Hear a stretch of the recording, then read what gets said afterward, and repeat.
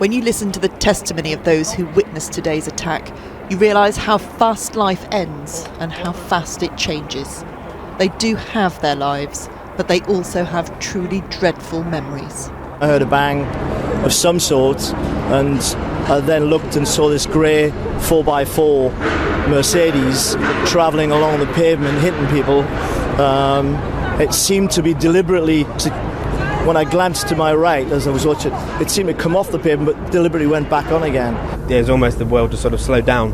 It was like being in a Hollywood movie, if you like, as opposed to real life. I didn't quite know what had happened. I thought maybe somebody had a heart attack at the wheel and hit the accelerator. I didn't for a second think it was someone was intentionally, driving a car at me.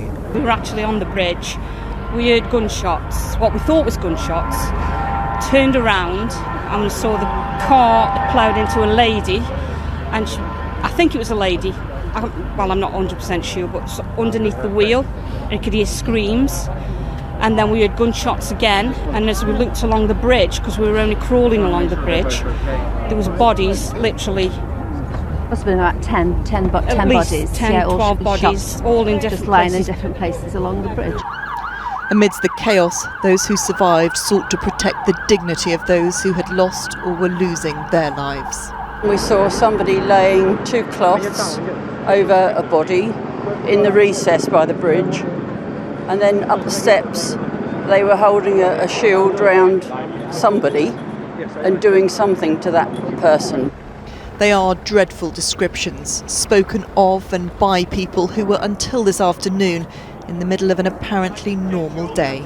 Shots really three shots down to 10 feet away from me. It was that loud, and I was like, whoa, what's happening? As the attack shifted from the bridge to Parliament itself, the police response was underway. There was 6 police officers in full-body tactical gear with helmets, MP5s, the full works, and they stacked up by the corner of the Houses of Parliament. After about 30 seconds of them standing there, another 25 police officers turned up in full-body armour and tactical gear with guns, and then the whole group of them had decided to storm into the Houses of Parliament. MPs were just on their way to vote. 2 or 3 shots rang out. My colleagues who were in front of me, the ones at the sort of front of the procession, as it were, turned and presumably under instruction from the security people, said, out, run, get out the building. These children were in Parliament at the same time, on a school trip to learn about 1,000 years of political history.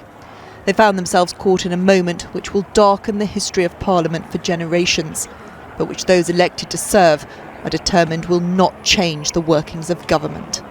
Security is always a big issue. It's been tightened again over the years, but the democratic process must carry on. Parliament has got to be seen, it's got to sit in public. That's the heart of our democratic process. That process will continue, but the events of today will go down as some of the greatest assaults upon it. Emma Murphy, ITV News.